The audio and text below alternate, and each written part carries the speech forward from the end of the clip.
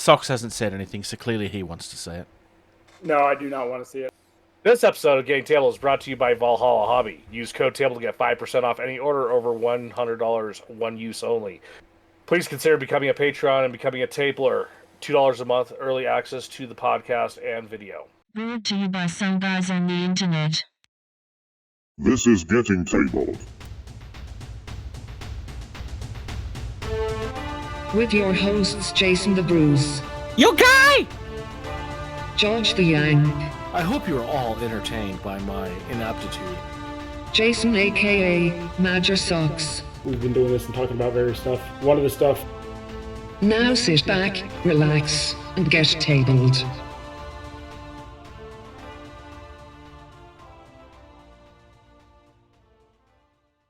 Hello, future people, and welcome back to episode 156 of Getting Tabled with your host, the Bruce.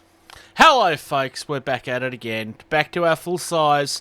Although, as I said earlier before we were recording, nobody cares about what that next person has to say. I said it more strongly than that, though. It is Socks, but it doesn't matter.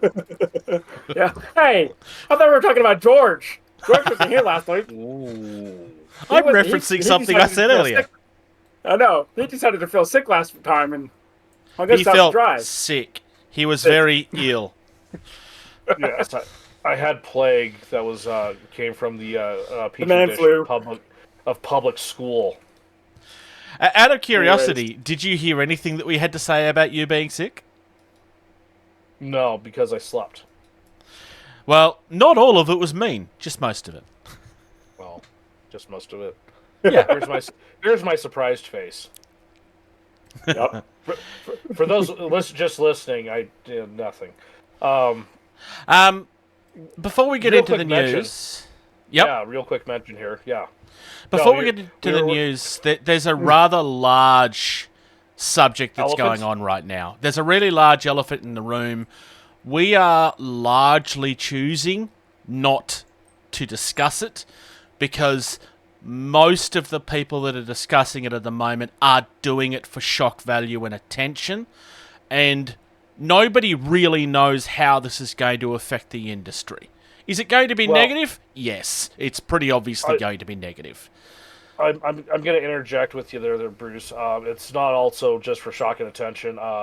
Warsenal, they said they were having to eliminate their 20% discounts. I meant the media that's covering it is doing it for shock and attention. I'm seeing it from sources from actual vendors and stuff like that, where it's not good.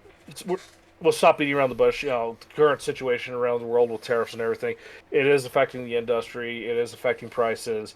What it's going to affect long term, we'll just have to sit out and watch that wave and ride it. Yeah. But make no mistake, there's nothing about this that comes positive, especially in this industry. Realistically, as someone that is an Australian, I don't feel safe discussing this because, generally speaking, people are very positive about people having opinions about things outside of their... Oh, wait, no, it's the opposite of that. So, yeah, look, we just decided not to cover this. We kind of want to be the better people. And we will leave it at that for now. Newly received or noteworthy information, especially about recent or important events. And we're starting with something extremely random. I don't remember how I found this. I think it might have been on Beasts of War, perhaps. But this is a brand new army that's being released by a company called War Bases. And it's Toadmen and fantasy dinosaurs. There is nothing about this that is not glorious. It is absolute perfection. I have nothing else to say. This is perfection. And if you disagree, you're wrong. The eyes are painted wrong if they're Toadmen. Actually, I had never thought about that. You're right. Though that's probably just because eyes are sucky to paint.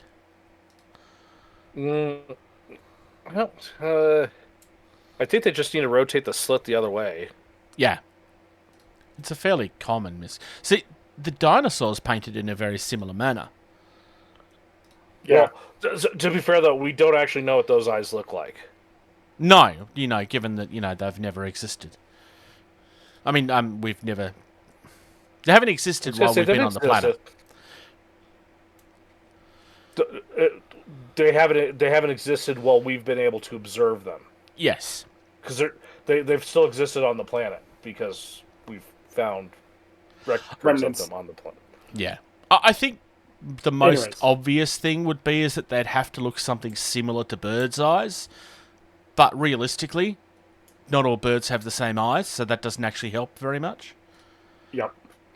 But yeah, it is kind of cool with this picture of the Triceratops and the platform that they can all sit up on top. Is it a Triceratops or is it a... I'm trying to think what it is. I don't think it is a Triceratops. It's a Triceratops. It's a Triceratops. They don't have club tails. No, it's like a hybrid of a Triceratops and a Stegosaurus. Because the Stegosaurus is the one that has the club, or Ankylosaurus. Whatever, it's kind of a hybrid between two. Yeah, the Stegosaurus is the one with the plates. Can we talk about the frog that's wearing a turtle shell as a breastplate? Yeah, I saw that too. We should have a very serious discussion at some point on what our favourite dinosaurs are. It's a very important adult conversation, and nobody's even thought to ask what our favourite dinosaurs are. We should do that at some point. Once you get past the age of 8, people don't care about your answer to that anymore. I know, it's very disappointing. I'm upset with humanity. I just, like, it's really silly, but in the best way. I also kind of like, there's the one with the breastplate that has the Aztec. I mean, I'm calling it all the sword, but that's not what it was. I just can't think what you call them. That's an Aztec sword with the wood with the rock shoved into the. I think they had a different name for it, though, didn't they?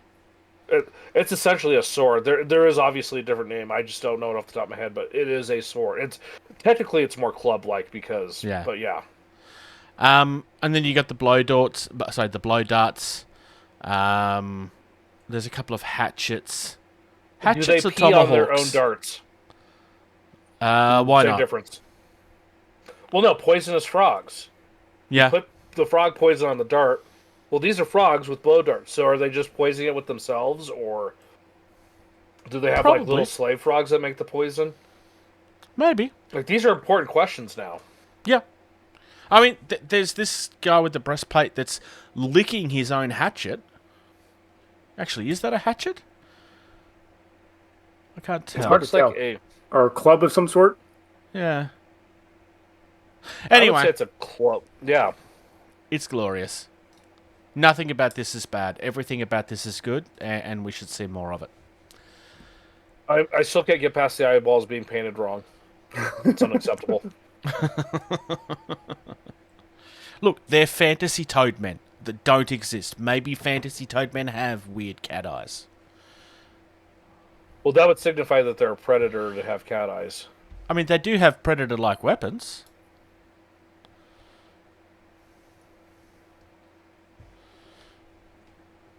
I've got him there. Yeah, I think so. Moving on.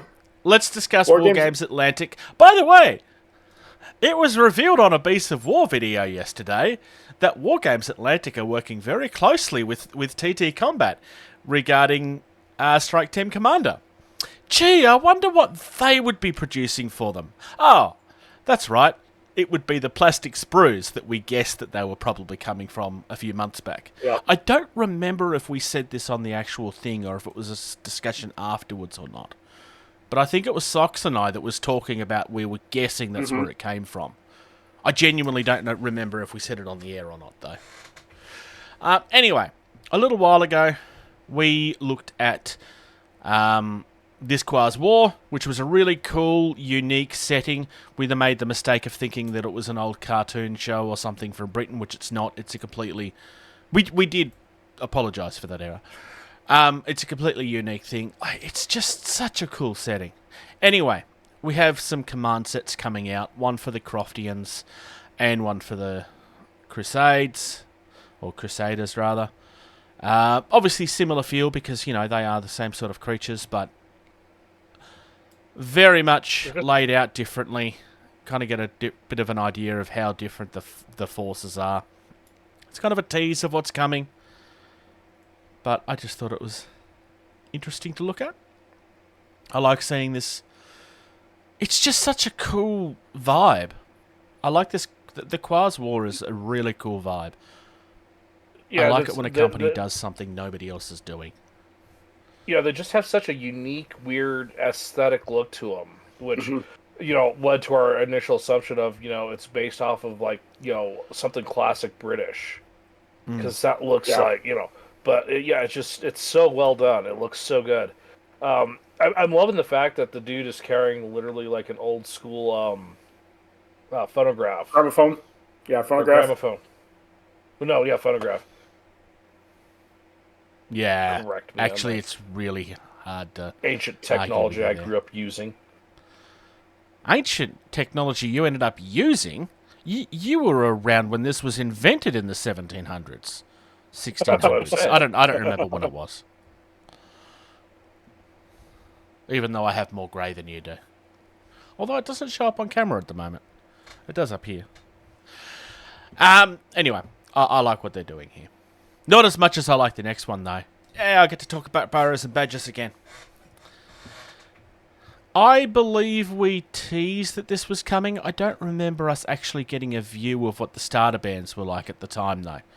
So we've got 2 brand new starter sets that are coming from Oathsworn Miniatures for Burrows and Badgers. Both of these were available at Salute this weekend. I say were because Salute was yesterday, so you've missed out on your chance at this point. Other than ordering them, obviously. So we have got a brand new starter band A and B. They both come with these unique objectives as well. I've got the A up on the screen at the moment. I can't figure out which one is my favourite, personally. I think it might be the Knight that's completely covered. Though the Bunny Archer is kind of cool too. I'm trying to think what... Oh, it's an Otter Knight. I'm trying to figure out what it was. It's just cool. The doggy is awesome too. He's a good boy. And the Hedgehog is quite nice. I mean, they're all good. We also have... Yep. I just love the aesthetic of this game. It reminds me so much of, like, the Disney Robin Hood, where it's all animals. Where, like, Robin Hood's the fox, and that's what the vibe of this is. It's all the woodland creatures, and no. What's the humans? The Toad Hall ones? Wind in the Willows? No. Frog and Toad? No, it was like a toad. He had Toad Hall, and he was like the mayor of the town, and. I know there's the Frog and Toad book series. I'm gonna have to look this up. Yeah, I'm trying to remember. Is it Wind in the Willows? It's Wind in the Willows. Maybe it's just not something that you've come across in your day. Anyway, moving on. We also have Starter Band B, which obviously vibe is very similar. Which is out of stock. Actually, they're both out of stock. That's because they took whatever stock they had to Salute. It will be back in stock. This is a brand new. It's a brand new thing. Speaking of Robin Hood from Disney, the fox, even though he's holding a gun, does feel rather reminiscent of that. Yeah. It's not my favourite in the set, though. My favourite in that particular set's the owl, and it's not even close. I agree. Yeah, I was going to say the owl looks pretty... He looks very judgy. Yeah, he's like, who the F do you think you are?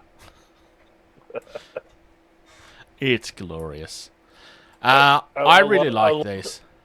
I love the way you unintendedly did. Who do you think you are? Oh, no, that was deliberate. Oh, that was? Oh, yeah. I thought you... I was just thinking too much about... I was just trying to make sure that I didn't actually say what I was thinking out loud. These are glorious. The cat's really good too, actually. They've painted the gradient between the different fur colours very well. I need to get around to finishing the Burrows and Badgers stuff that I have.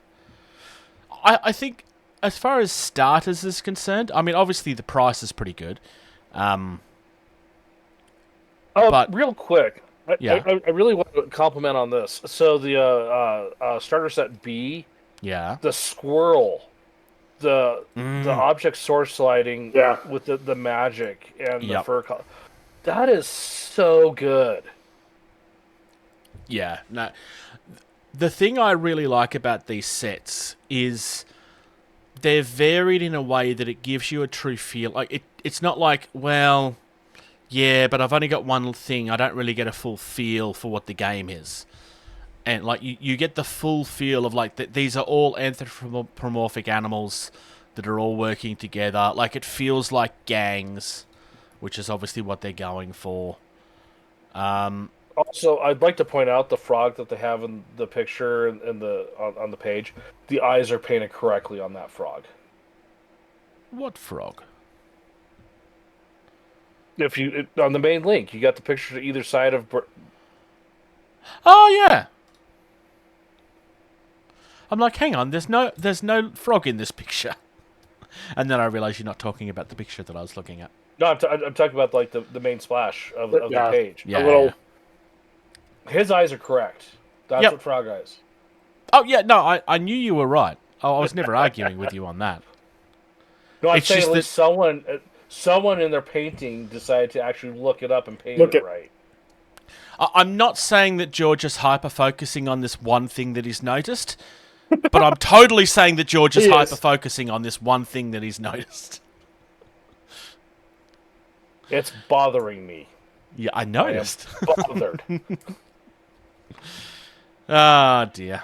And yeah, so these aren't available yet. They're to be released to the public in mid-April. That's why they're currently marked as sold out.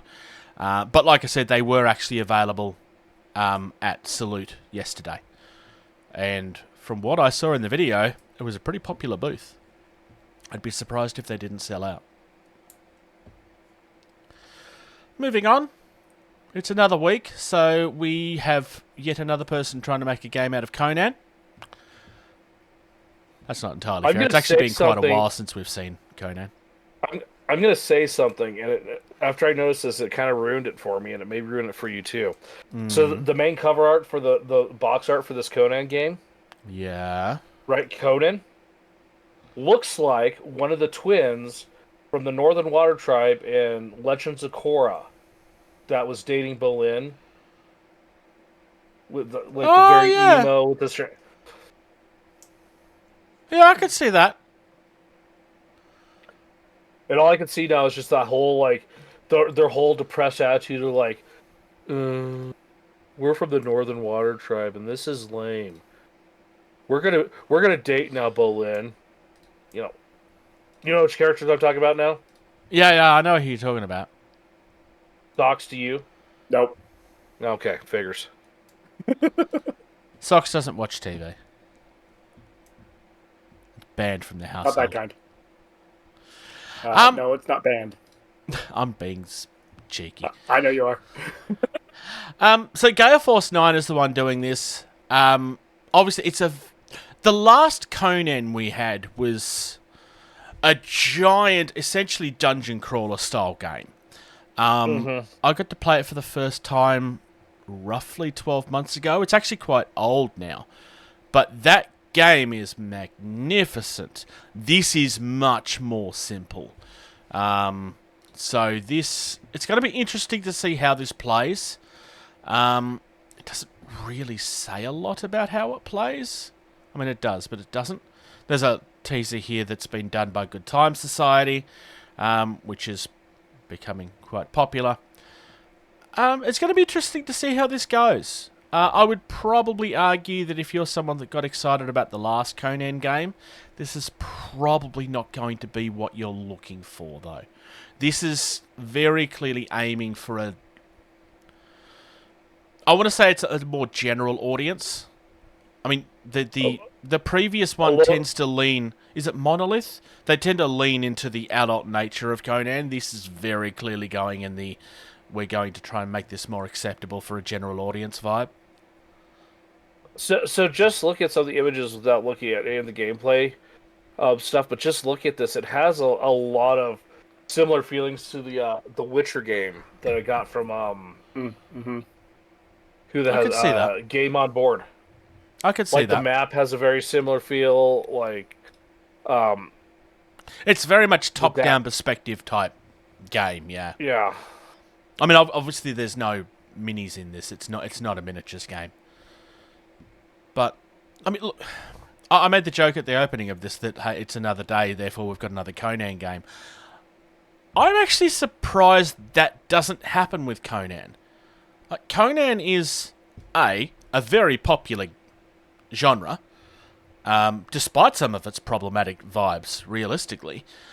But also, I mean, sword and sorcery, rather. But also, it's in the public domain. Like, anybody could have a go at this if they wanted to. Can they? Well, it's public domain. Unless I'm wrong, I'm pretty sure Conan's public domain. Is Conan public domain? Nope, I'm wrong. Nope, I'm wrong. He's not in the public domain. I'm wrong. It won't be until 2027. It's very close, though. So in 2 years' time, it'll be public domain. Oh, well, there we go. That's why we don't see more of this. Okay, Too Long Didn't Read. Original Conan stories by Robert E. Howard are public domain in most countries, partially public domain in the U.S. Modern adaptations are still protected, so being cautious with character names, visuals, and trademarks is still advisable. Yep. So the original stuff is, but partially. the Marvel use of it, for example, would not be. Yeah. $60. This is in that neighborhood of, like, you know, affordable casual board game stuff, not for the hardcore people who are like, you know, oh, it's $120, sweet, that's a good deal. The fact that we're actually have people able to say that, you know, $120 for a board game is a sweet deal. But yeah, it's very much general audience. Like, for the record, when I say that this is aiming for a general audience and not like... I know that for some people, Sword and Sorcery has to be that adult vibe, but I don't necessarily feel the same way. I kind of like... Conan's usually adapted fairly well when it comes to a general audience thing. Because you can still hint at things without saying it outright. I mean, the original Conan movie comes to mind. I mean, it's certainly not innocent in any way, shape, or form, but it's still very watered down from what Conan originally is. Oh, sure, yeah. And, of course, there are expansions that we haven't looked at, but I will open them up very quickly. We've got Queen of the Black Coast and the Nemedian Chronicles, which is, like, more of the same. I would say that probably the most eye-catching thing on all of this stuff is actually the fact that, you know, they have the neoprene game board. Yeah. The more I've gotten into doing stuff, the more I love these neoprene mats to play the game on instead of, you know, like a full-up cardboard. Yeah. Yep. No, it's hard to argue with you there. I mean, game boards are nice, especially if the game board's done well, but there's just something about the feel of neoprene. Well, the cards slide easier. The cards are easier to pick up. Like, yeah. Moving on.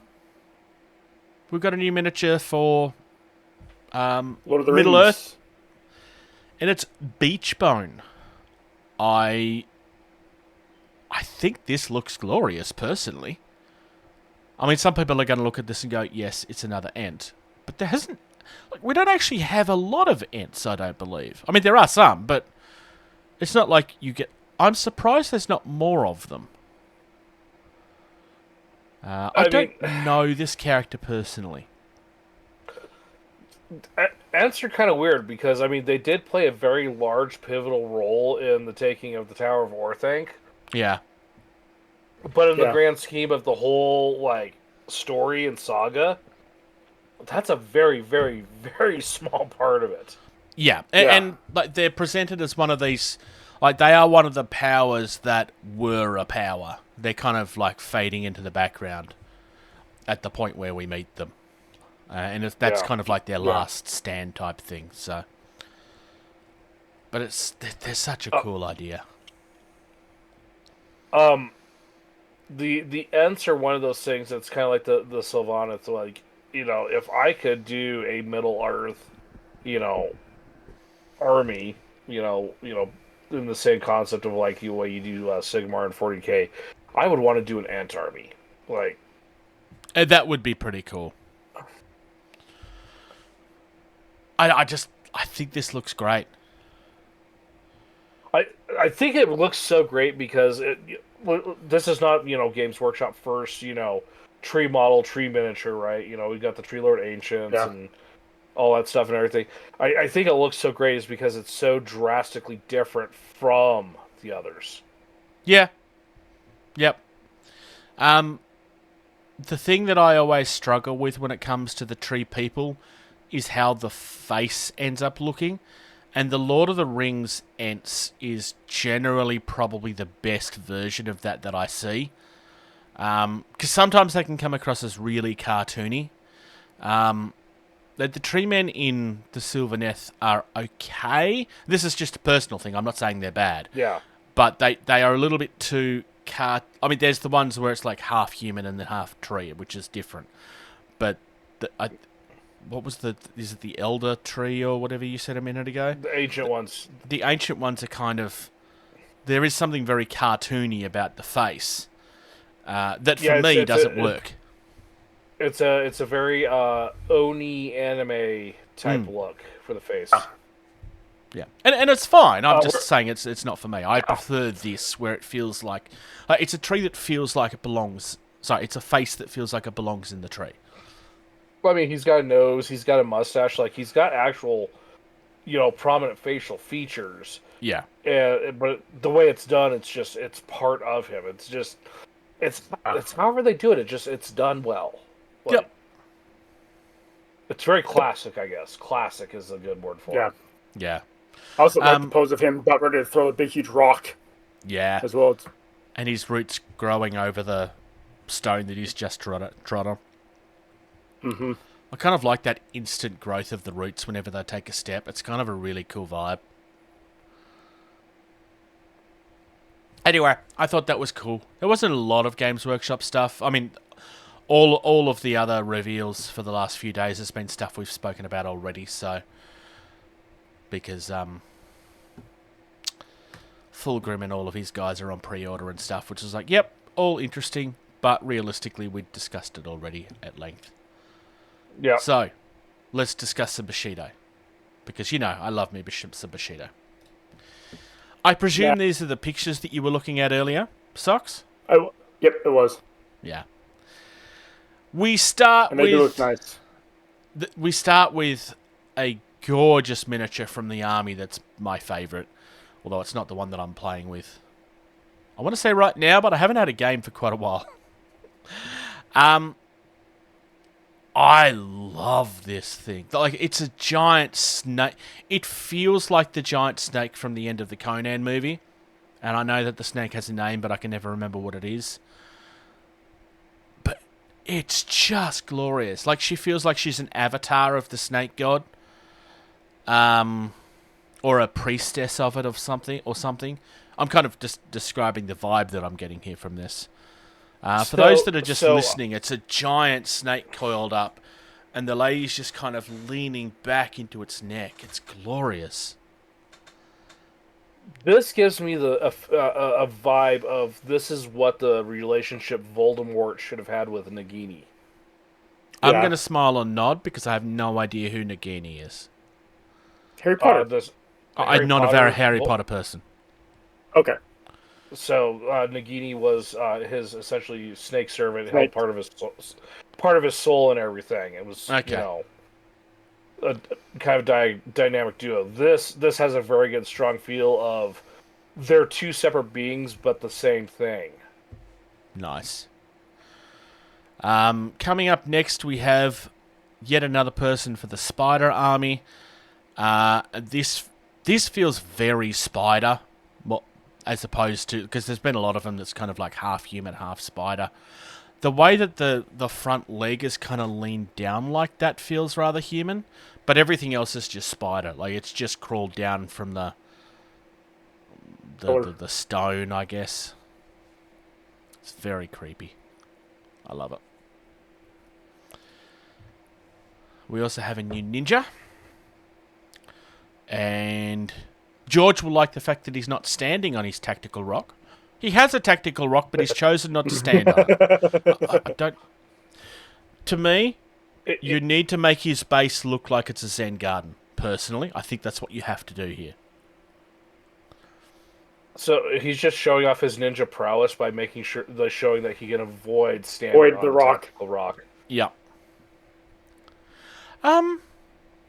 Where's his face? Underneath the... Oh, no, there is an opening. Okay, no, there's a very small opening. It's very small. Yeah, he's concealing his identity. Yep. And then coming up next, we have somebody that's very clearly been inspired by Bruce Lee. I'm not saying it's Bruce Lee. I'm just acknowledging where the inspiration comes from. The hair's all wrong, for starters, if it was Bruce Lee, but it's very clearly what the inspiration is for this. I love the cheeky grin. It's like a Cheshire cat grin that he's got. Again, for people that are listening, he's holding some nunchucks, and he's kind of got them behind his neck, kind of resting them, almost like, yeah, come on, try me. It's like threatening you to come close enough. It's just glorious. Like he looks very relaxed and casual. Yeah, but yet ready to strike as you approach. But so here's my thing though is, I don't like the whole, you know, this is obviously based off of Japanese culture and, you know, myth, legend, and whatnot, and that is so not what a figure would, you know, be doing in lore. Like the act of being cocky like that is frowned upon. Well, he is part of the syndicate, which is essentially mafia type vibes, which is probably why they're going in that direction. I could be wrong on that, sure. But that would be my assumption. I kind of like, he's also wearing what I can only describe as high dress. Like, it looks like he's dressed up to go to a very formal event.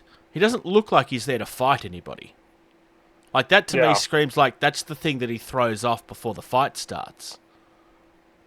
Yeah. I mean, for starters, the rope that's sculpted on this is not going to be light rope. That's heavy, chunky rope. Yeah. Yeah. Next up, this dude right here. Holy cow. Master. Yeah. You want to talk about traditional vibes. He's got it in spades. Yeah, this looks like the guy he will whoop you using the flat of his blade and never actually cutting you and drawing blood. And he has owned this clothing and worn it every day of his life for the last 300 years. Yeah. I love how worn this is. And it has actual worn clothing vibes. Like, there's multiple layers to the fabric. It's not the same torn texture that you get everywhere else. It feels like a very well-made piece of clothing that started to wear out. Well, even the muscles on his arms and his biceps, I mean, he's built strong, but yet he's also got that aged look too at the same time. Yeah, which is very hard to capture.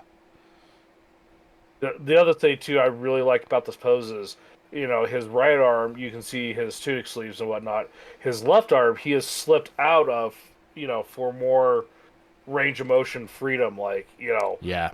There's so much action in this static miniature that is just absolutely fantastic. And it is one of the classic sword poses. Yeah. Like, I don't remember which one. I think it was Sox said master. And it just screams that to me. This is a wonderful addition to the Shiho. Yeah. I have all of the time for this. And then we have... It's a rock creature, essentially. This will be one of the Gamis. I'm probably wrong on what they are. Is it Gami? I was going to say, what's his face from Thor Ragnarok? Yeah. Yeah.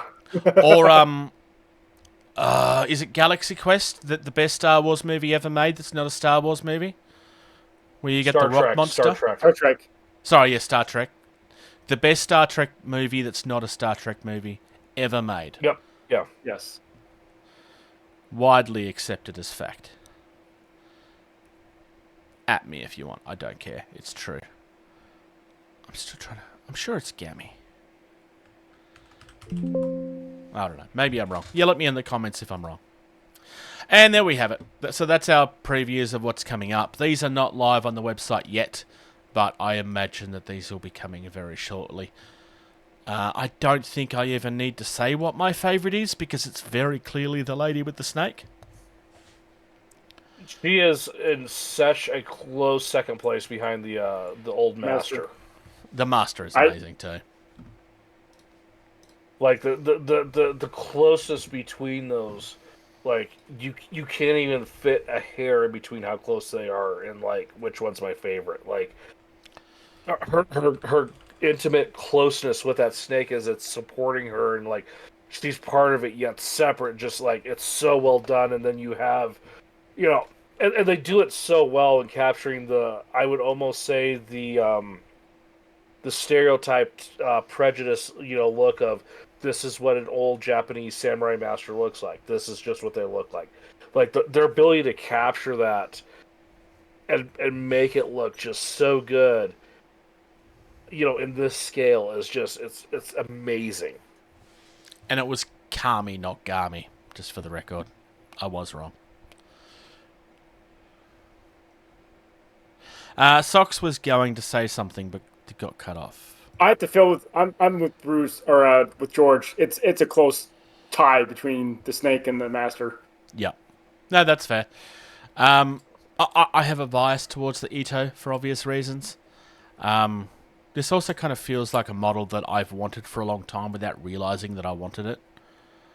So, but yeah, no, they're For sure. amazing. Coming up next, we have Luna coming back. So Luna is back in the back room. So for those that don't know, this is a moon-based war game where you're fighting over the surface of the moon. It's kind of like an alternate history where like just the moon exploration became a war, essentially. And they are doing a back room for a brand new set of plastic models. Hard plastic models, which would be a first for them. So they've already unlocked it and they started going through stretch goals here. Seems to be going quite well. Next unlock is coming at 275, which is some unique helmets. If you look back at the era, I know you're a little young for it, Bruce, but you know, the space race and, you know, between, you know, America and the Russians, and, you know, like the fact that this hasn't become more of a genre for like movies and TV shows of like, it's shocking. Like this. There were people totally that thought like this was going to be a thing at one point. Yeah. Oh yeah, no, it's. I mean, that's the thing is, it totally looks like something that would have become a thing. Like, you know, American astronauts and space communists fighting on the moon. Yeah. So if we're going to scroll down a little bit here, Bruce, can we talk about how awesome the Crash Rocket Graveyard is? I wonder if that's the terrain that I just had. Yes. Up at the top, there's 3 different tiers. There's one box, tier 2, and then tier 3. Tier 3 includes that and the other piece of terrain. Gotcha. The Crash Rocket is definitely the superior one, though. But yeah, I actually had that up already. I think this is the moon base is the moon base, but that crashed rocket, like, yeah, you know, and not just for this game, like Socks when you still had Legion, yeah, that'd be perfect for Legion. Yeah, I agree. It could be the crashed shuttle on the Ewok planet. Yes, I'm mentioning the Ewok movies. Fight me. I think I'm excited for this. I think this is great. I recently came across somebody else that's doing a moon war game for the first time. And my first thought was, You don't know that somebody's already doing this, do you? Theirs was more sci-fi as opposed to the alternate history that this is clearly aiming for. But it screamed of somebody that didn't know that somebody else had already done it. There's still a part of me that really wants to try this game. I haven't played it, obviously, because I can't afford everything. And don't have time for everything. That too. I don't even have time for what I own. Right. Huh? Yeah. This is going to be... Yeah, it's good. In a completely different change of pace, and something that kind of hints at something we're going to talk about later, Army Painter are releasing some historical paint sets, which, yes, is something that you see occasionally, but I haven't seen, like, a dedicated box set for quite a while. Vallejo used to do them and don't seem to do them as much anymore. They seem to just do generalized paint sets as opposed to very specific ones. Here's my take on this. Yep. How many episodes ago was it where Vallejo came out and said, "Hey, we had a strike. You know, we're having to actually update our equipment. We've had some quality issues." Yep. You know, like, you know, it sounded like, you know, there was just a lot of mismanagement. You know, money grab from the uppers, and you know, letting the company and the brand, you know, go to hell. And I'm wondering if this is just Army Painter saying, you know, let's be honest, you know, Vallejo was, you know, if you need historical paint sets, historical color themes, like, they're who you went with. Well, it was either them or AK, yeah. Mm-hmm. Yeah. Battlefront Miniatures, who does Flames of War, would work with Vallejo to create their own World War II sets. And I remember those back when I played Flames of War. So I think George is absolutely right. Now that Vallejo's kind of reorganizing the country, with the company, Army Painter's jumping on the idea of, you know, let's get our foot into this market, because let's be honest, you know, what wrong has Army Painter done in the last, say, 2 years? I haven't seen them make a misstep for a while. Most people would look at the original version as speed paint and point at that, but that's longer ago.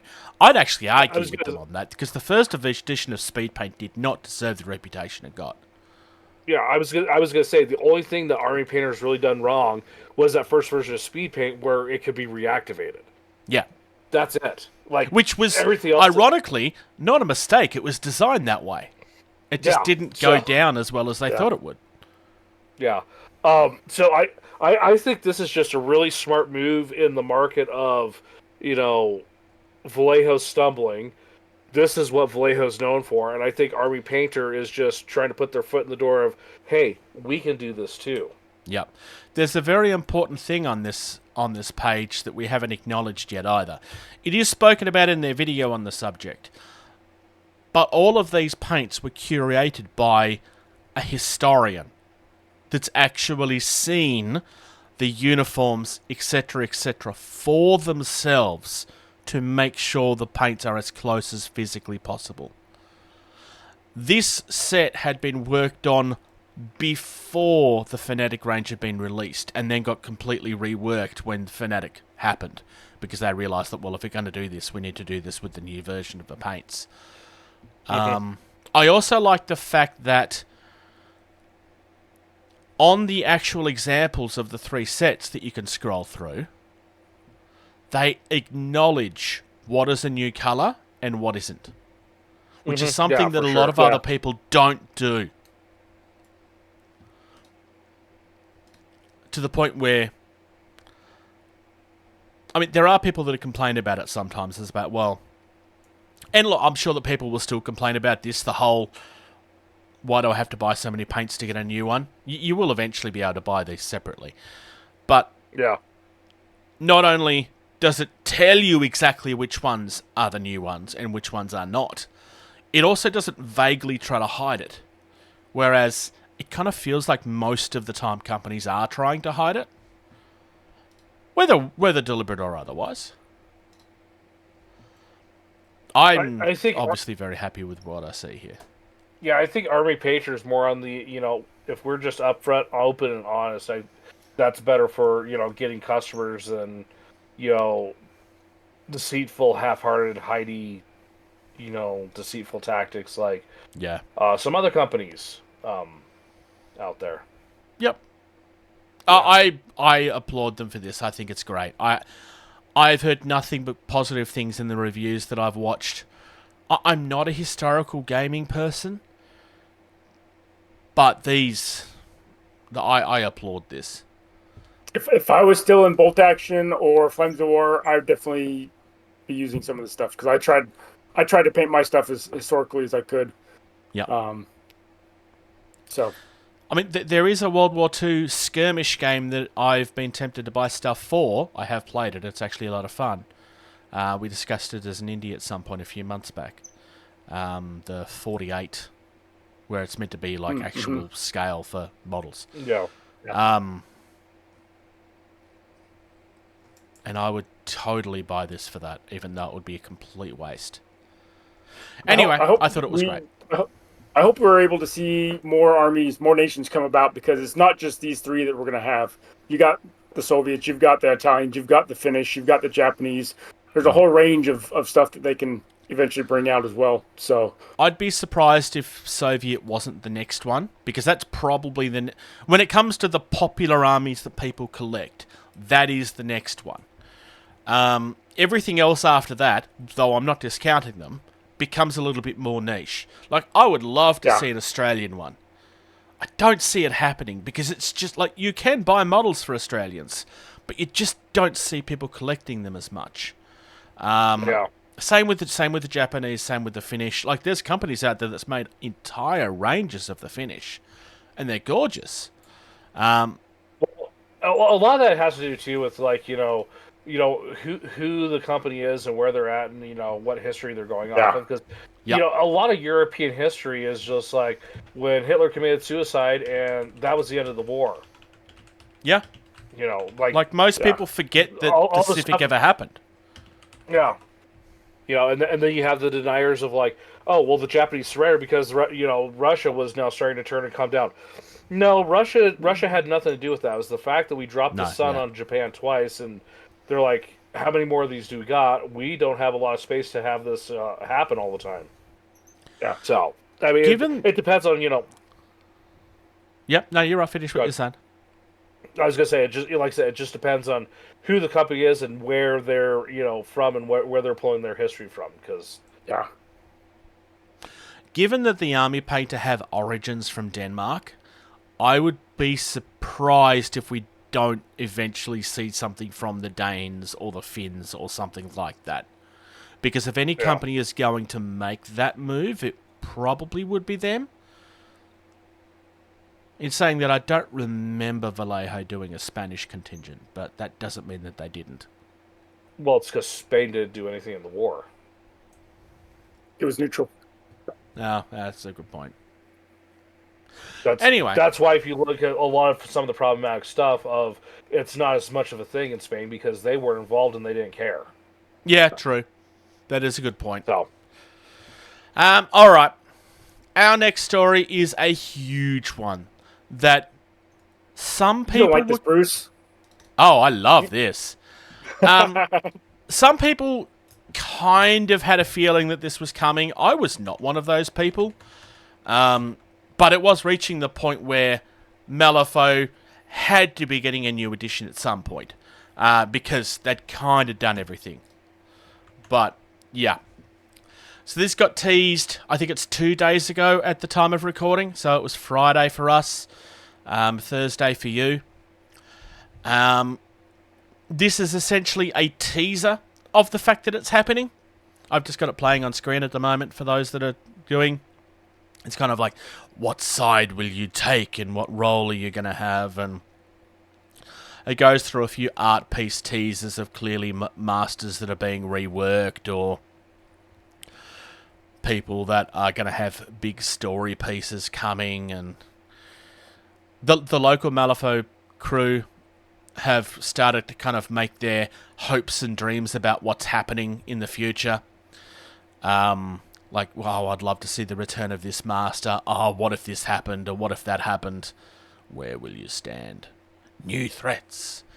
The one thing I will say, when you get towards the end of this, I love the new logo for Malifaux. That MX that scrolls out to Malifaux 4th edition is glorious. I love the look of that. It just looks great. My favorite part about it was towards the beginning where there's the 3 dice, and if you looked at the dice, it spelled out help. Oh, I missed that. I have a feeling I know which master that picture's going to be. I'm trying to find it. Oh, the building blocks. Oh, that is brilliant. So that's Baby Cade. That's awesome. That was the first thing. It was just like, oh, little dice. Oh, it says help. I love the fact that I love the fact that you're concentrating on the building blocks and not the creepy baby with the giant cleaver. I have a child. I'm not scared by things like that. Oh, well, I'm not. I just find it interesting. Baby Cade is also not actually a baby. He just pretends that he's a baby. I'm very excited for this. Obviously, no idea where this is going to go. We are expecting more news on this shortly. It's going to be interesting to see what happens. I'm kind of very excited because it's hard not to be for me, because it's my number one game, has been for a long time. Probably not the one that I've been playing the most of for quite some time, but I love this game. It is brilliant and everybody should try it. If you're new to the hobby, be expecting to have some fun with the builds, because they are quite advanced builds with some very tiny pieces. For those of you that like to complain about the Marvel stuff, trust me, it's not hard. Not in comparison, anyway. So yeah, that's our news. I've tried to keep it somewhat reasonable today. George has an indie he would love to talk. Indie. Definition. Independent. Type. Slang word. Jargon. So yeah, this popped up on my feed, and it's Frontier Wargaming. Now, they do hobby furniture, kind of like Hobby Zone, Artie, all the others out there. But this has more of like the gentleman bespoke feel to it. Yeah. You know, where Yes. it looks very crafted. But what really caught my eye was the hobby desk. And it's ridiculously overpriced in my opinion for what it is. But essentially it's a lap desk. With a little cushion pad underneath. Yeah. With a cushion pad, but it has all the... You can get it for left-handed, right-handed. It'll, has little spots to hold your stuff to... Lights. So it has a light. I configured one out, and it was a couple hundred. I have a question for Socks. Socks, do you know why I'm smirking? Have you noticed it? I don't know if... No. It's because it's hobby deck, not desk. I do know why George said desk. It's just that he misspoke. Oh, yeah. I'm sorry, George. Go on. No, it's fine. I mean, I have a dedicated bench here. I sit here by myself, and I do stuff. Socks, you have the same thing. Bruce, I'm sure you have some sort of setup.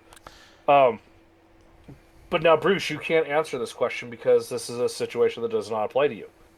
Socks, do you like spending time with your wife? Yes. I like spending time with Casey, too.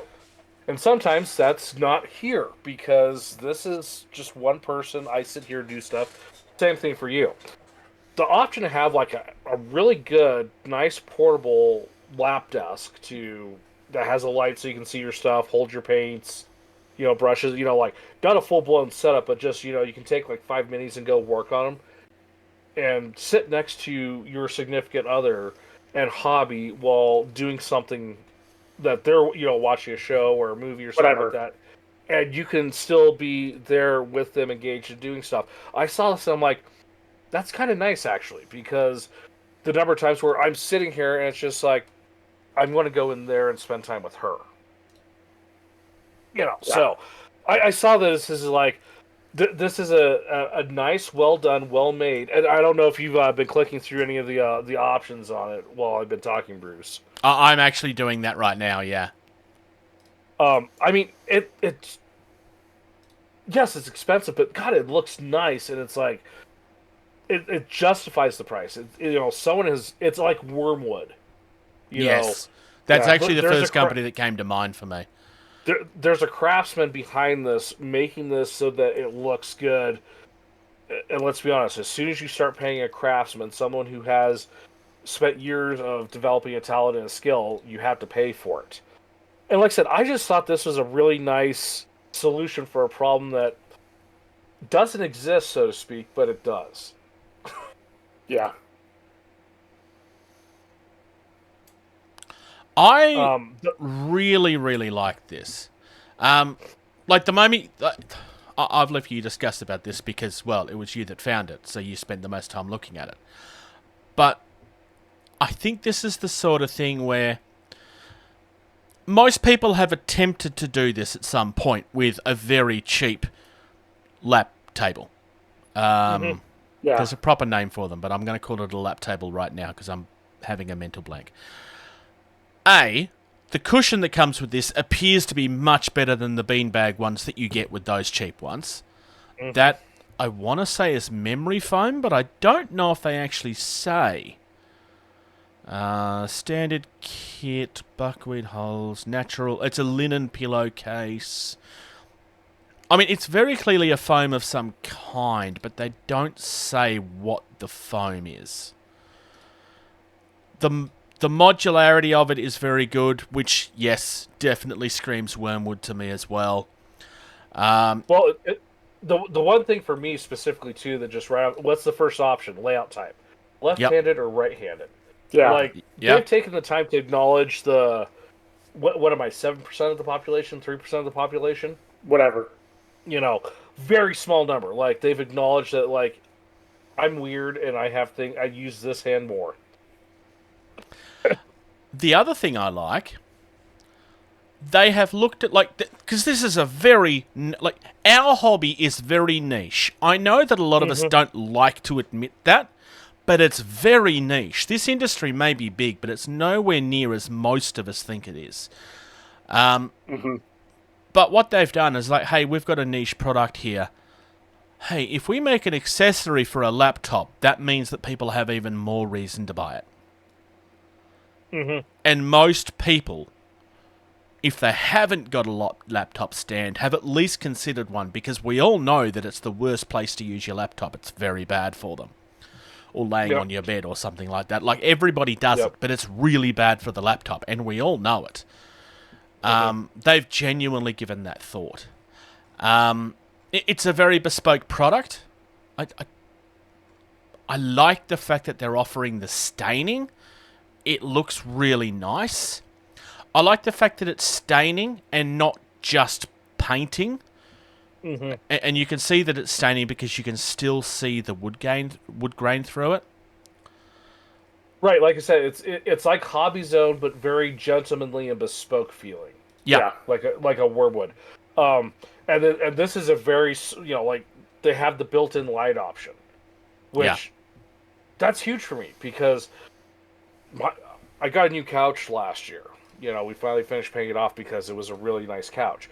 It has wireless charging for my phone. It has a USB port. It's a recliner and whatnot. But I could power this light off of my couch. And so it's all contained, right there. I could just sit in my little thing. I could be in the same room as Casey, watch a movie with her, and, work on some painting. Am I going to be as focused and dedicated as I am back here? Absolutely not.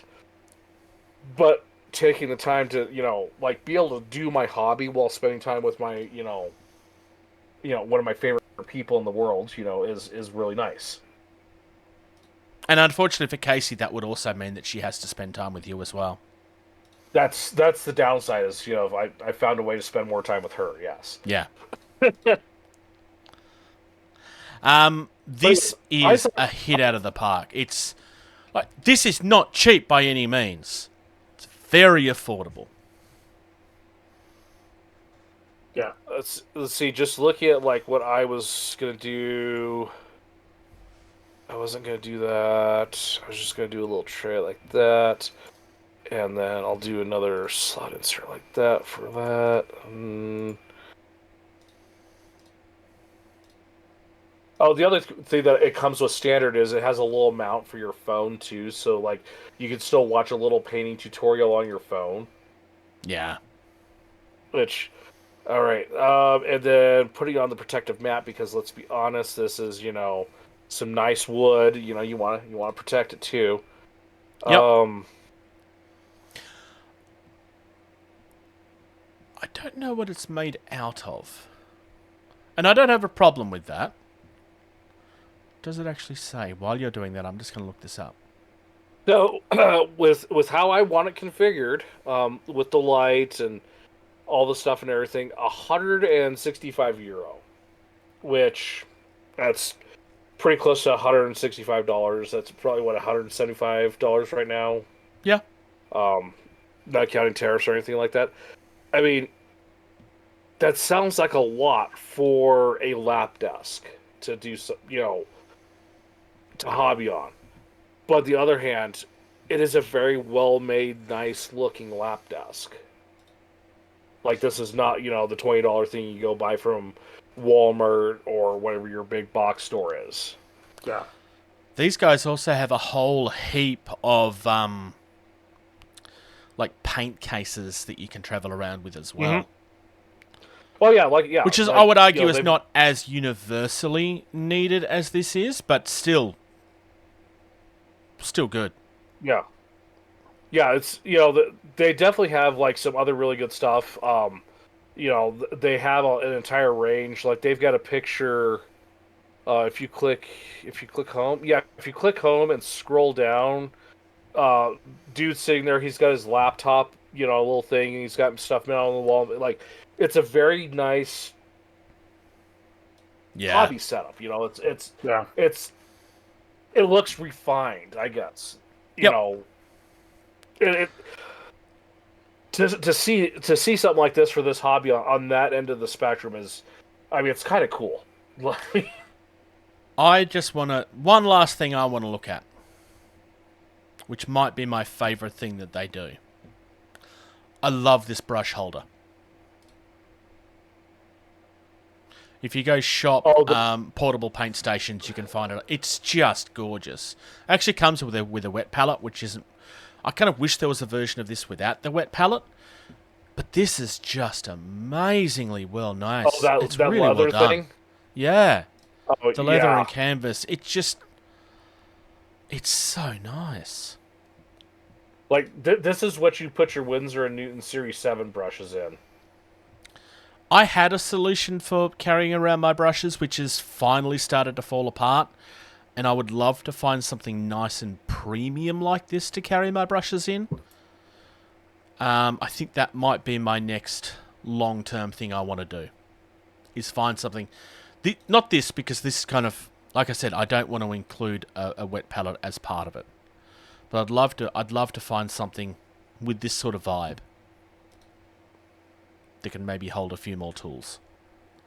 Like maybe that brush holder, but doubled up, that folds up into a nice little case, wallet, case, purse, depends on how you want to word it, I suppose. That would be quite nice. So right below that, the brush holder, you have like a portable painting station. But they have the option of you getting your design on the case. Mm-hmm. Which is cool. You can do that with the laptop thing as well. Yeah, which, again, that's that extra level of, like, this is very bespoke and, like, very refined feeling that I love. Yep.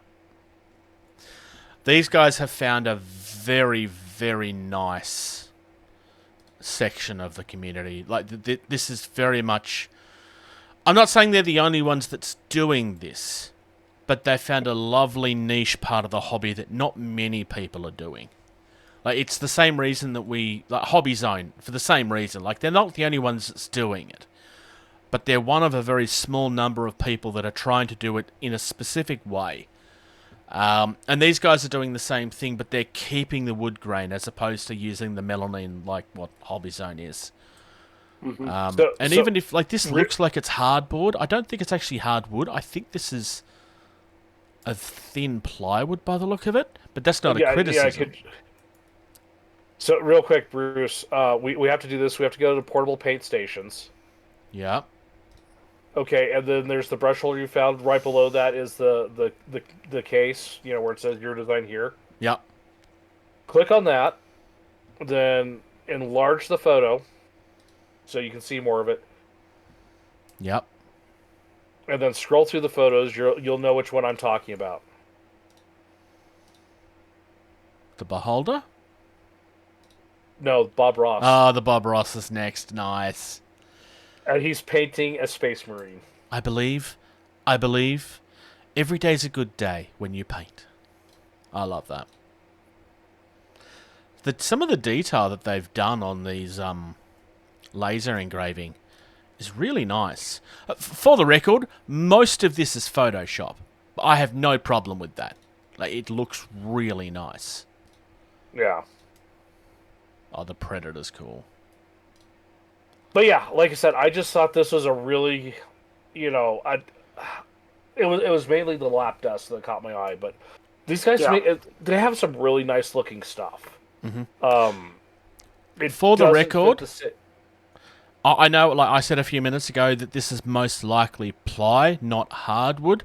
For anyone that's currently thinking, well, it's not as good of a product, this is a good thing, because at this level, hardwood, like actual proper hardwood, would be a very big mistake.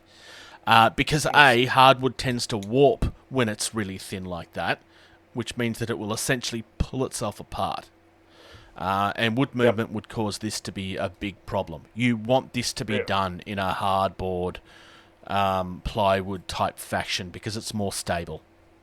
Yeah, a plywood with a veneer cover. Yeah. Mm-hmm. It's been thought through very nicely. Great find, George. Excellent find. Cream, glue, frying, paint. What have you been up to, Socks? Unpacking house still a little bit, organizing my office/game room. Right above me and to my left is my Lego shelves. And then behind the wall that's bare right now will be some pictures. And then I'm going to hopefully start painting in the next couple weeks. Nice. As I help the wife slowly organize the house more. So we're almost there. It's just a few things here and there. When you say painting, do you mean interesting painting or walls painting? Interesting painting. I want to get my Sultanate flyers done for Dystopian Wars because here in about a month I'll be ordering my new army. And so... Oh, no. They've sold out. You can't buy them. We told you this already. Oh, man. They've sold out specifically for you. For me. Yeah, only for you. You're not allowed to buy them. They don't have enough for you. Only you. It's true. Yeah. It's true. It's your fault for not buying them 6 months before they were available. They haven't even been released yet, so... That's my point. I couldn't make it any more unreasonable. I was thinking about it.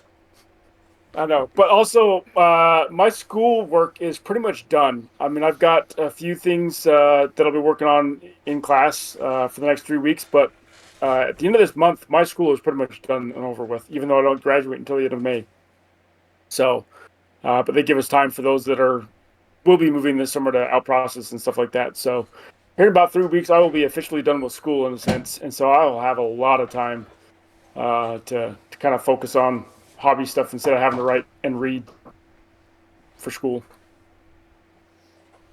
Nice. What about yourself, George? Real life and adulting has taken over. Just like me.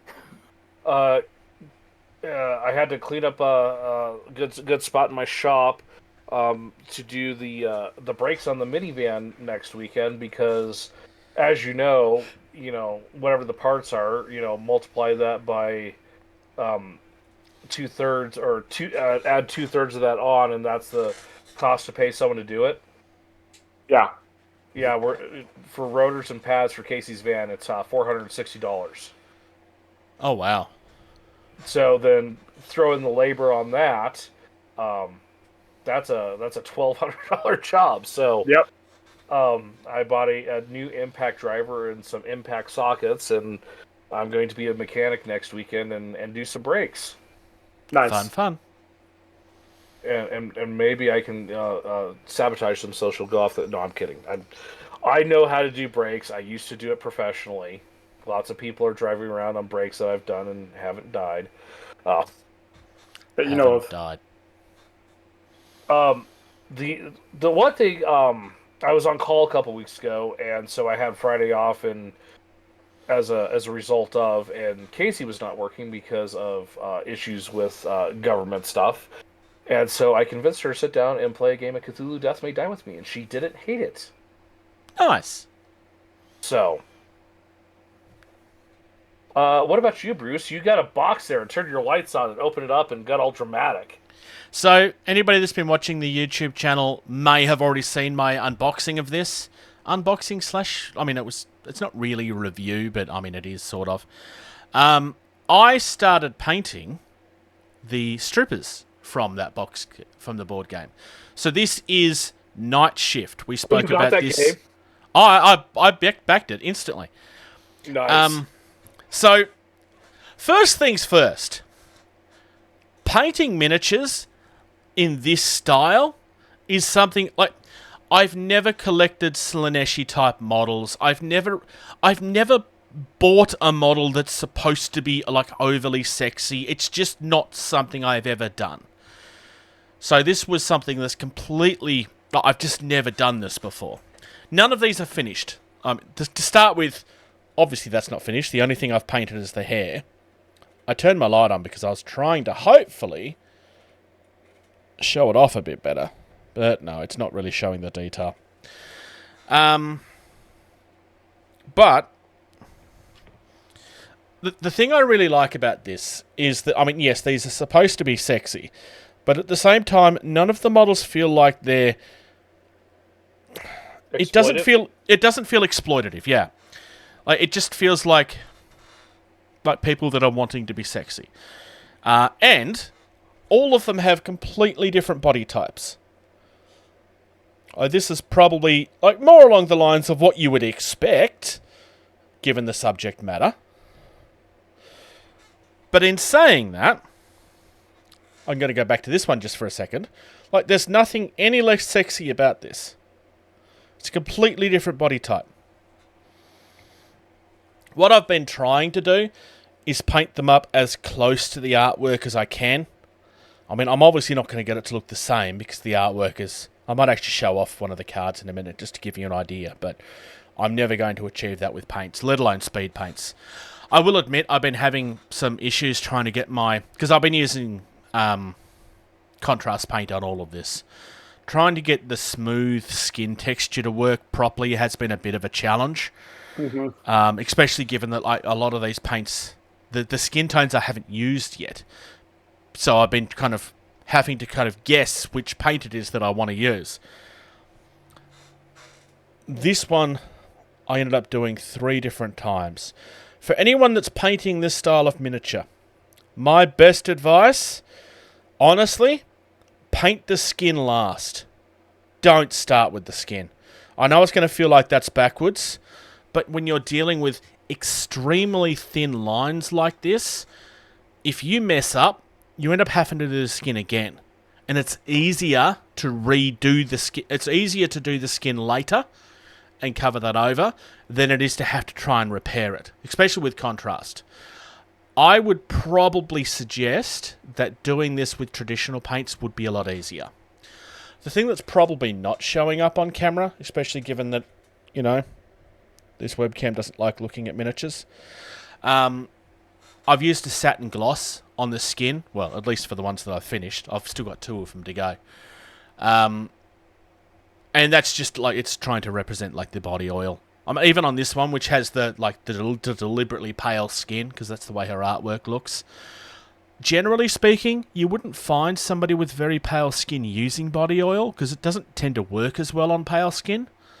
unless they're using a fake tan, I suppose. But I still wanted to do it because it's the vibe that you expect, right? I think this is the only one I didn't show off. I've given her very much an unnatural looking hair colour because, again, it's kind of what the artwork looks like. So these characters are all named after their colour. So we have Topaz, for example, because her theme is yellow. I forgot what the purple one's called. Amethyst. And then we have Ruby, because although she's pink, her theme is red. And Jade, obviously, is the one that's wearing green, although you can't really see the bikini here. But I promise you, the bikini is yellow. I mean, the bikini is green. And then she's kind of like... I originally started with a stronger yellow, but then I've kind of highlighted it back over with the white to make it look more platinum blonde, because, again, that's what the artwork looks like. The quality of the components in this is really, really high. But I kind of touched on, like, there's no way that I'm going to get this to look right on the miniatures.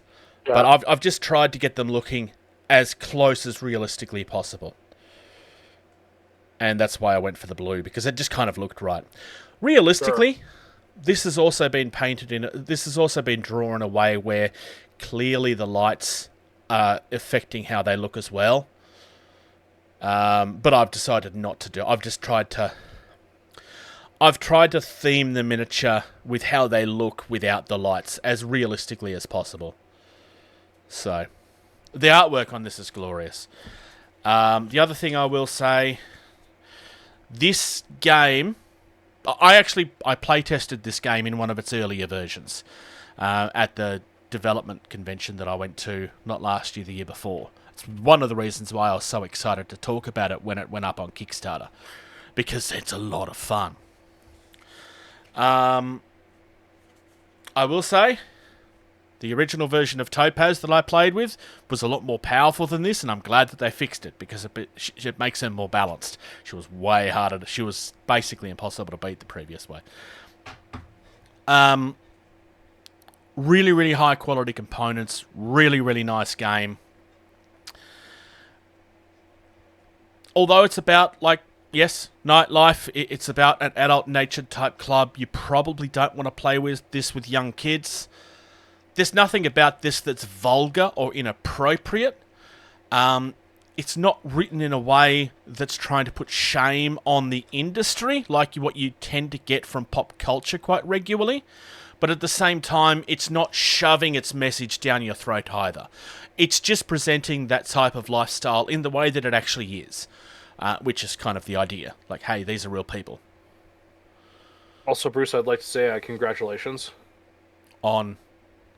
You've just used the word sexy more in any episode of this podcast we'll ever have. How can I discuss miniatures of strippers without using the word sexy?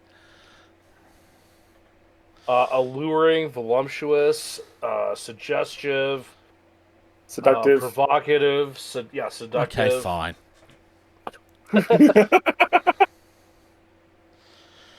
But yeah, no, I'm really, really pleased with this. I also got into a game of Moonstone recently. Last week, I finally got a game in with Sean, and like me and Sean have been trying to get a game in for a good 2.5, maybe 3 months now.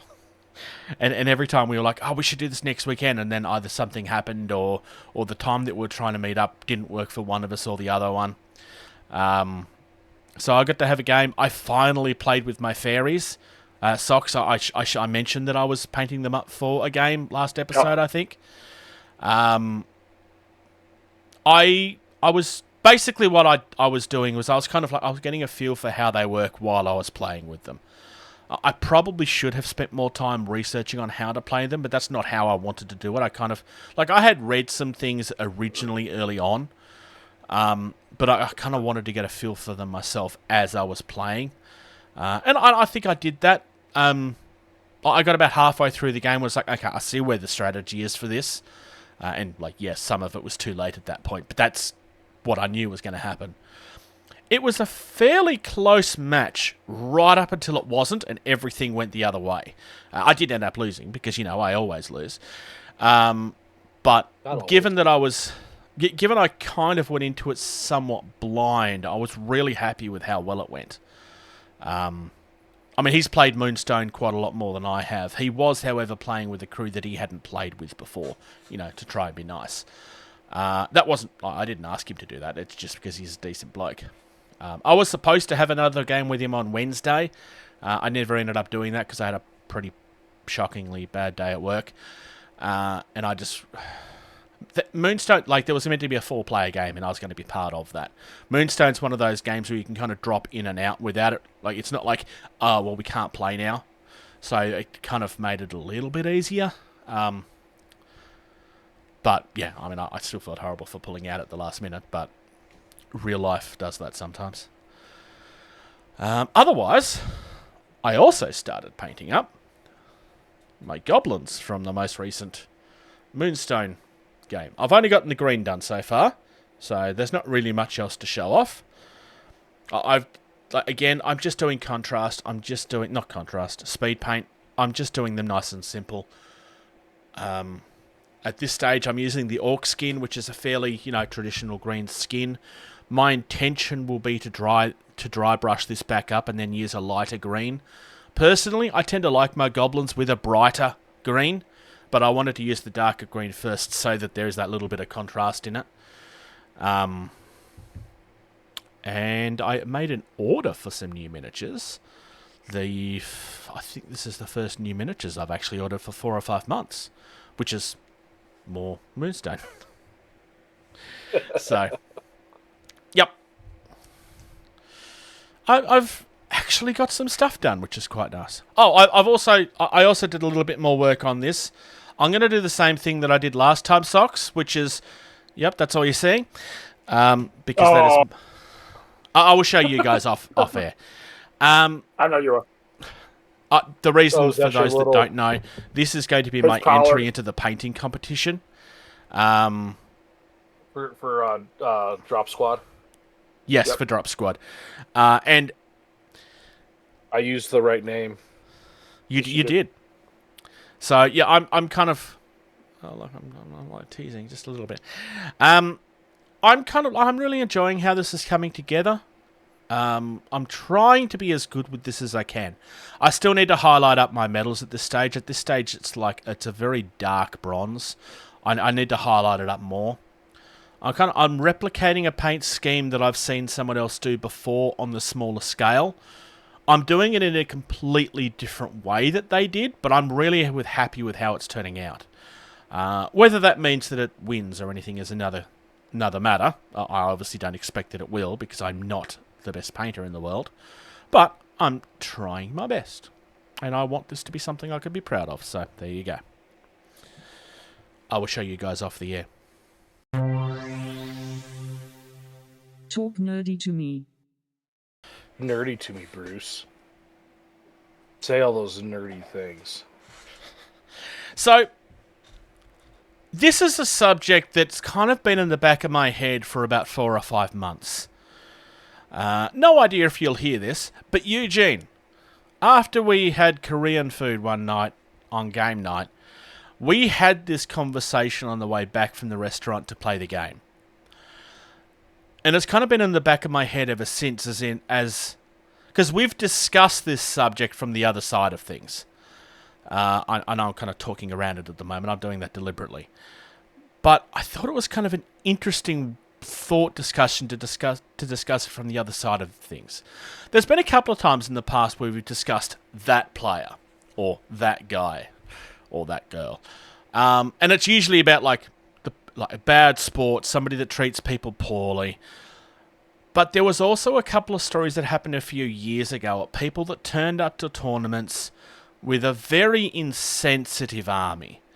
And kind of like almost rubbing it in the face of those that kind of questioned it. It wasn't so much... It wasn't even so much what they showed up with, it was how they showed up with it. And the fact that the tournament runners didn't really do anything about it when people complained. Well, and I know which incident you're talking about, Bruce, and we did actually mention, and we mentioned that a little earlier with the paid stuff. Yeah.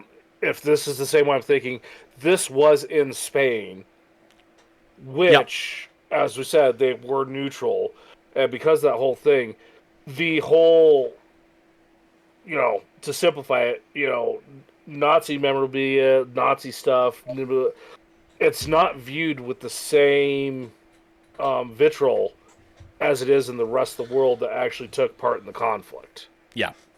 So that's that. As a I guess society, in regards of this people in Spain with that, they're not as overly sensitized about it as say Poland is. Yeah. Or for obvious reasons. Austria is, or because they just didn't care. It wasn't their thing. Yeah. Now, and going back to what you talked about at the beginning of the episode before we actually started recording, primarily historical.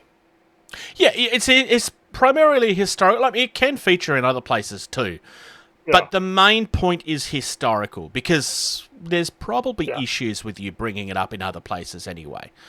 But if you wanted to play a World War II game, and you want to play with, let's be fair, the army that's arguably the most aesthetically pleasing of the main three, that being British, German, and American.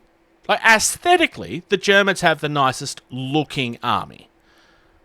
I don't think that's a pretty controversial... Like, they literally had a designer that was designing things.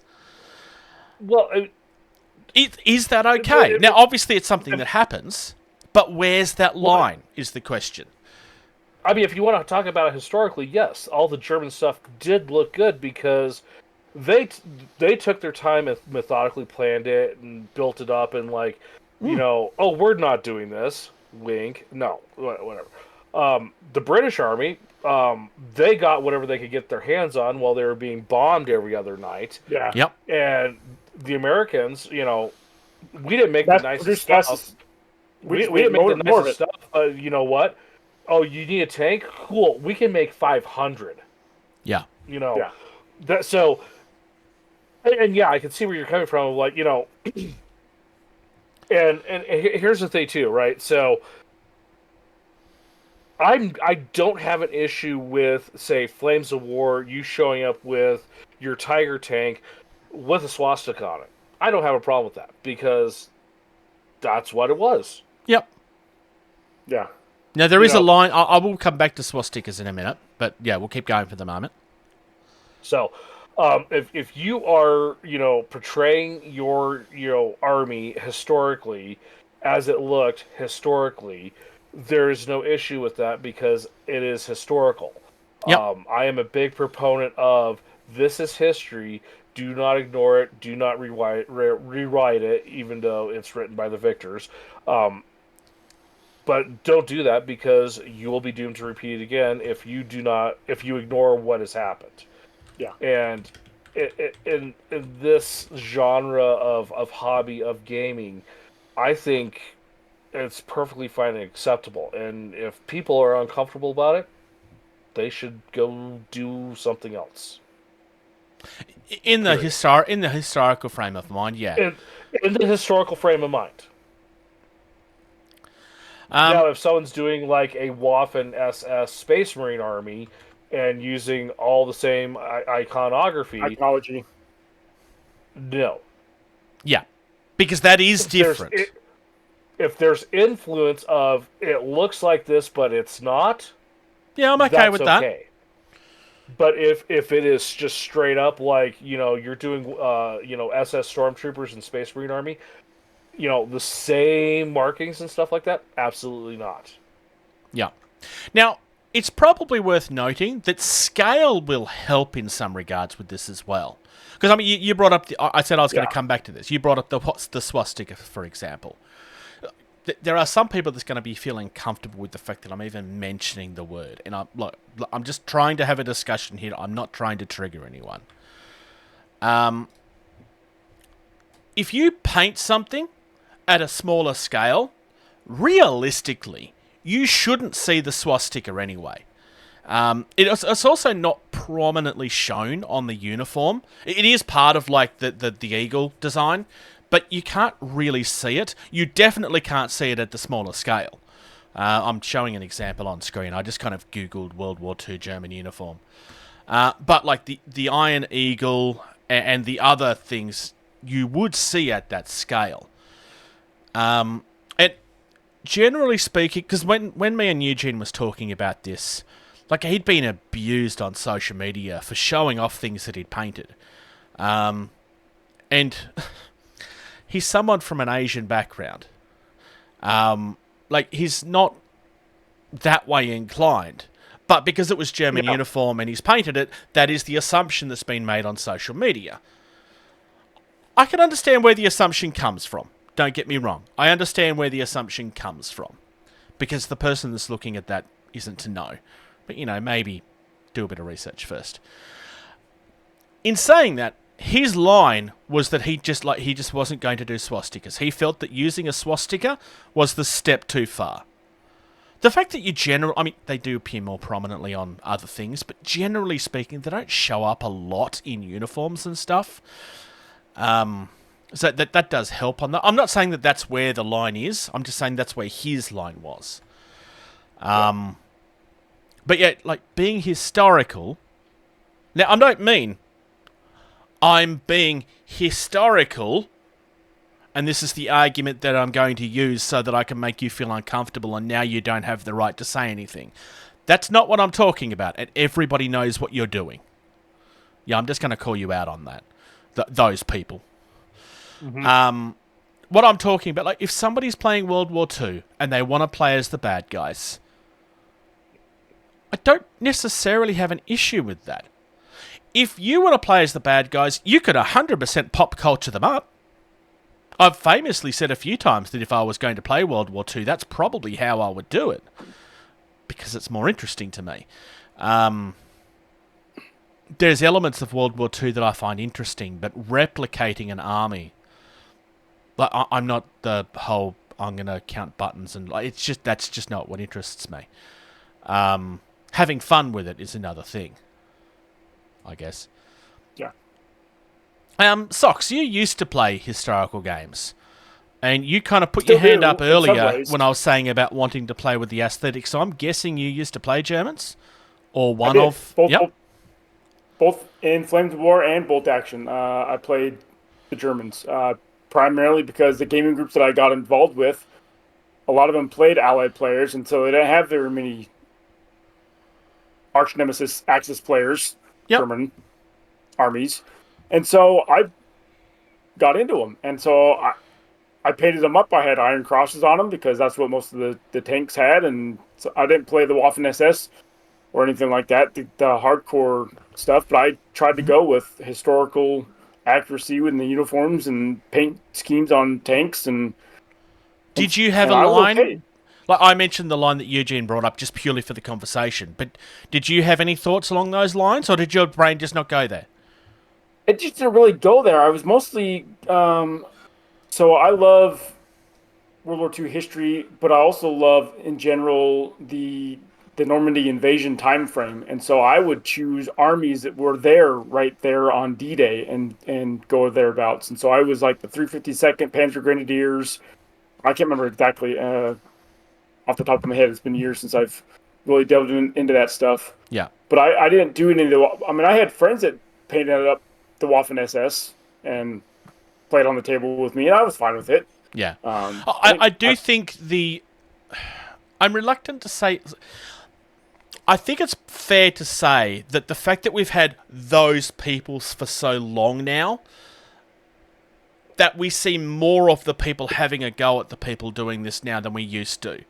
And it's not their fault. No. It's because there's an assumption that's being made there. I'm gonna throw out my opinion on that, Bruce, and correct you on that. I don't think the number of people have changed. I think it's the same percentage. The issue we see now is everyone has a platform to talk on.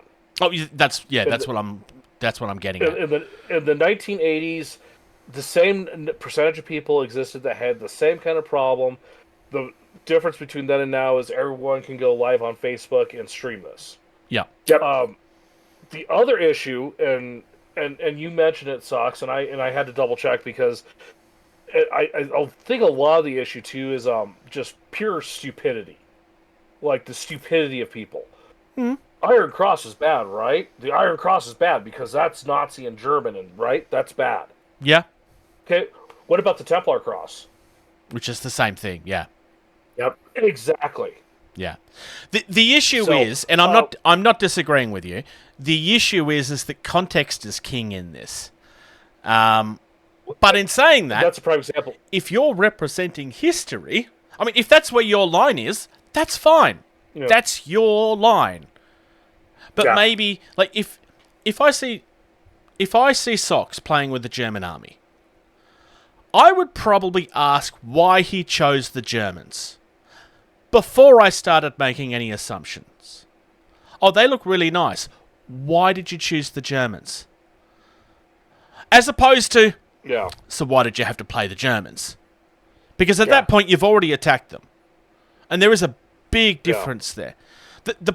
George has leaned into this with his comment, like the stupidity of people.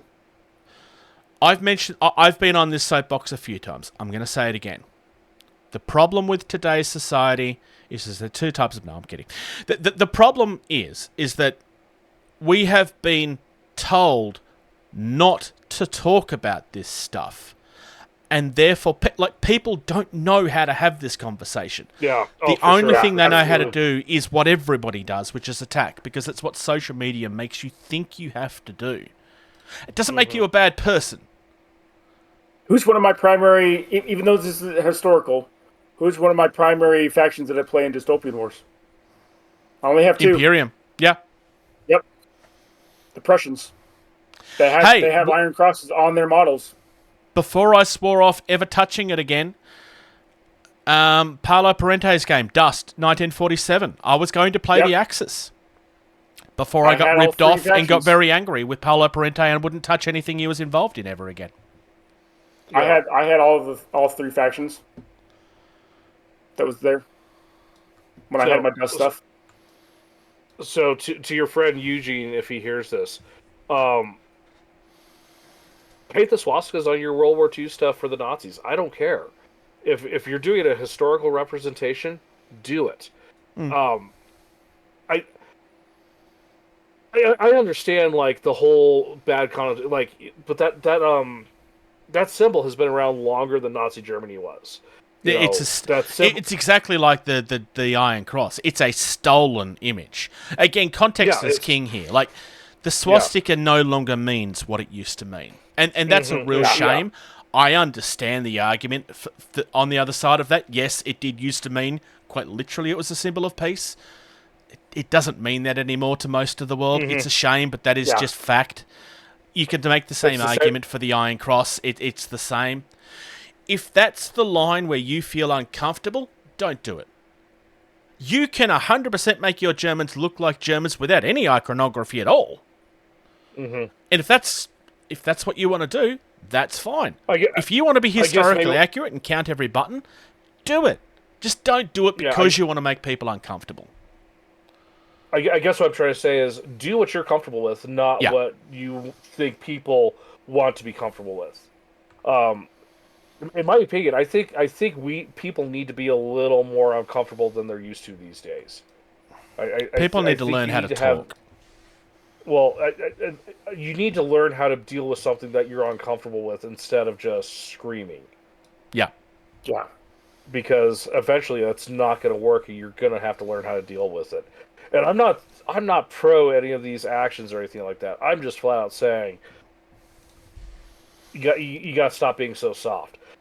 Now, that being said, if you want to do a Nazi-inspired Space Marine faction where the armor's black, they have red armbands, and they have a symbol that you have made up or you have perverted it enough to where it is not the original symbol, go for it.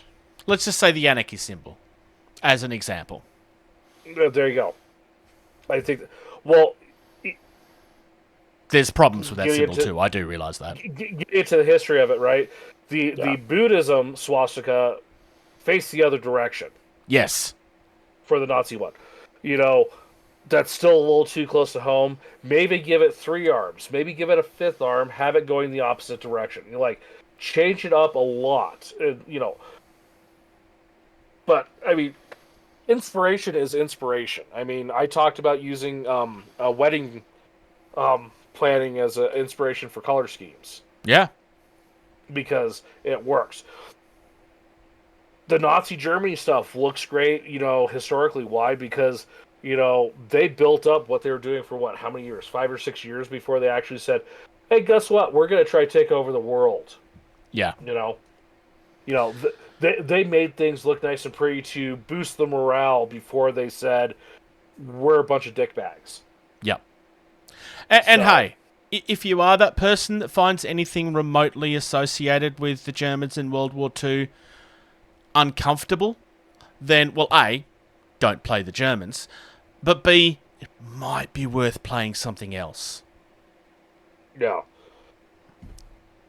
I mean, if you like historical games and you like that period of history, you're going to come across that. It doesn't mean that you have to put up with somebody being a horrible person, but it is something you're going to have to come... Like, if you're a fan of pirates, you're going to have to come across the anti-pirates at some point. It is just a thing that will happen. You're going to find this in any time frame of warfare and miniature gaming. I mean, the same thing can go with the Confederates in the Civil War. The same thing can go with the Japanese even, because of... I mean, I know they weren't as compounded as the Germans were, but if you look at history of what the Japanese actually did to the Chinese, the same thing could be said about them. Oh, yeah. You could even argue in the Warhammer universe, Slaanesh is a problematic army. 100%. Hey, look, to be fair, fascism is one of the things that inspired the Imperial law originally. Like, there are no good guys in Warhammer 40k. This isn't just something people say, it's quite literal. It's also probably worth mentioning that a lot of those references don't exist in the lore anymore, and they were removed for a reason. But there are some people that still, and this is just fact, there are some people that still lean on what inspired them originally. Yeah, the Votan and Tau are good guys. Oh, totally. Yeah, totally good guys. Yeah, definitely. The Tau are, it's all about the greater good. Yeah. Submit to them and everything will be fine. Yep. I've just realised how much that makes them sound like the Mafia. I know that's not what they're supposed to be, but it does kind of make them sound like the Mafia. No, they're that village from Hot Fuzz. The greater good. Yep. Tournaments, demos, conventions, that kind of stuff. We have ArcFest 2025 is coming up on the 3rd and 4th of May. That's literally only a few weeks ago. Only a few weeks away at this point. Sandown Racecourse in Melbourne. 40k, Age of Sigmar, a Middle-earth strategy battle game. Old World, Infinity, Star Wars Shatterpoint. Excuse me. And the Arc Open Painting Competition. Port Play is a role-playing convention that's happening on that same weekend at the St Kilda Town Hall. So if you're not into mini-games, but you are into roleplay, that might be the place you want to go. It's not just Dungeons & Dragons, it is role-playing in its wider scheme as well. Gen Con's coming up 31st of July until the 3rd of August. And PAX Australia is from the 10th till the 12th of October at the Melbourne Convention Centre. Thank you very much to Valhalla Hobby. They've been sponsoring us for quite some time. They're a wonderful group of people to chat with. They're based in Verona, Wisconsin, and they're not just a good store. I mean, yes, they have great prices, but that's not just it. They have a huge, wide range of things that's available. Obviously, yes, they have your Warhammers and so forth, but they have a huge range from the indie scene as well. We've discussed a few things today that you may find there. Maybe not necessarily everything, but have a look at Valhalla Bushido. Hobby. They definitely have Bushido, yeah. They have quite a wide range. So check them out at valhallahobby.com. That's valhallahobby.com. If you use the code TABLED, you get 5% off your first order over $100. We make no kickbacks from this. It just shows them where you came from, and it helps them track that, hey, maybe we're worth supporting. So have a look at valhallahobby.com, and thank you for supporting the people that support us. Where can people find us, George?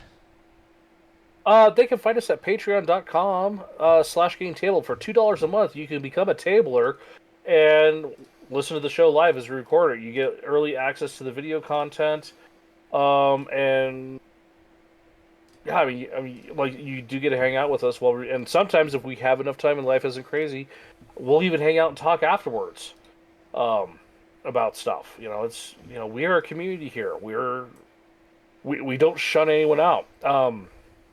But yeah, $2 a month. Become a tabler. Socks, we definitely shun socks out. True.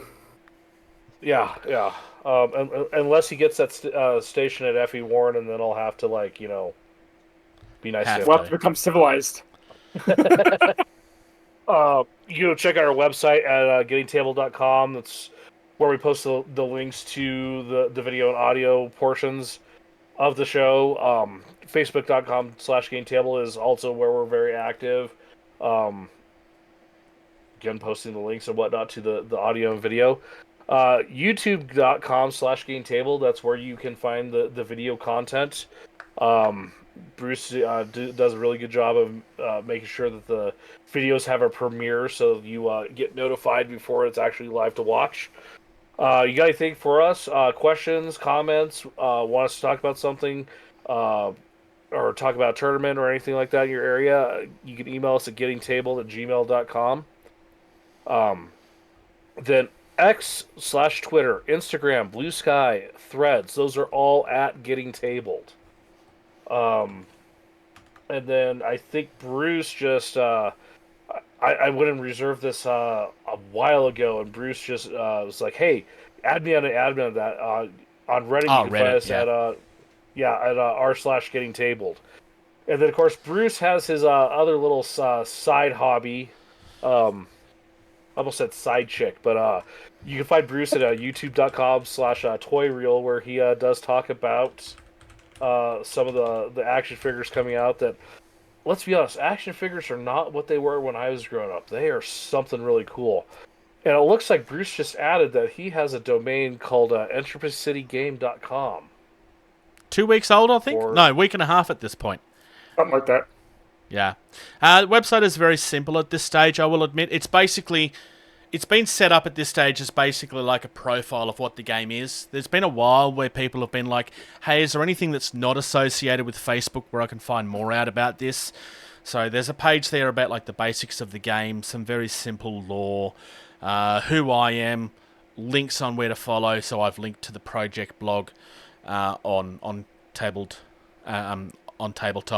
I've linked to us because obviously I talk about it here regularly, and then the actual Facebook group as well for the same reason. So yeah, look, it will become more advanced over time, but the important thing at this stage was, hey, I probably need to get this domain before it's gone. Given that somebody else had already captured entropycity.com, and I don't think that's an accident. Thank you. Thank you. Thank you. Thank you. Thank you. Thank you. For listening to Getting Tabled. Music used in this podcast was created by Eric Matyas at soundimage.org.